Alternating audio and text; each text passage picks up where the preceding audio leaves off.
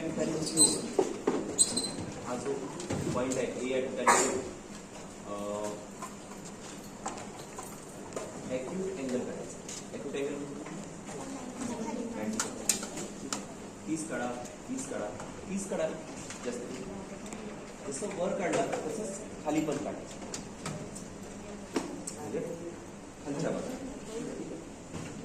चला काढा.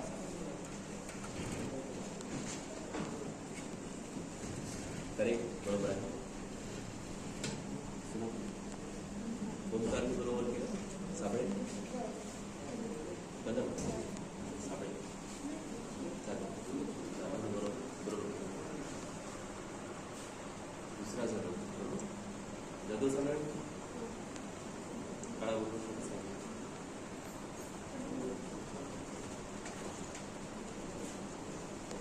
X is directly proportional to y is written in the form of equation as x is equals to ky, where k is constant. X is equals to ky or x upon y is equals to k is the equation from direct variation, where k is the constant of variation. Observe how the following statements are written using the symbol of variation.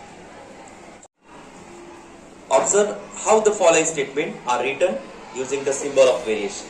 First, area of circle is directly proportional to the square of its radius. If the area of circle is equals to A, its radius is equals to R. The above statement written as A is directly proportional to R square. Second one, pressure of liquid if P varies directly as the depth of the liquid.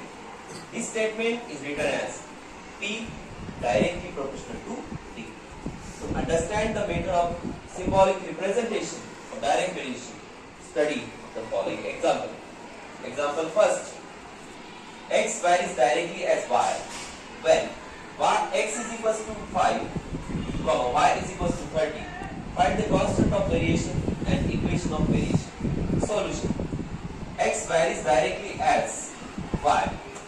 That is, x is directly proportional to y.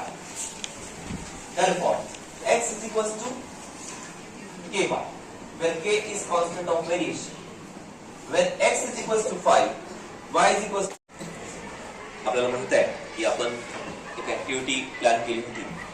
त्यामध्ये वर्गामध्ये जेही विद्यार्थिनी किंवा विद्यार्थी पूर्ण महिनाभर त्या ठिकाणी हजर असेल त्याचा आपण विशेष पद्धतीने गुणगौरव सत्कार करणार.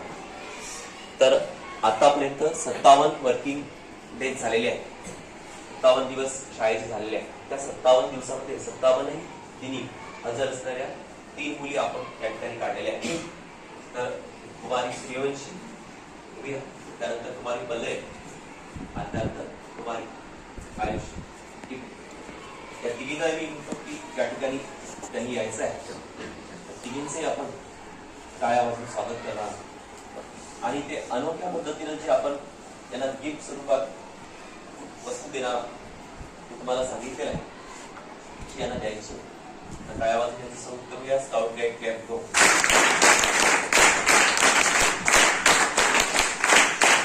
या विद्यार्थिनीकडे पाहून इतरही विद्यार्थिनींनी प्रेरणा घ्यायची. दररोज शाळेत यायचं.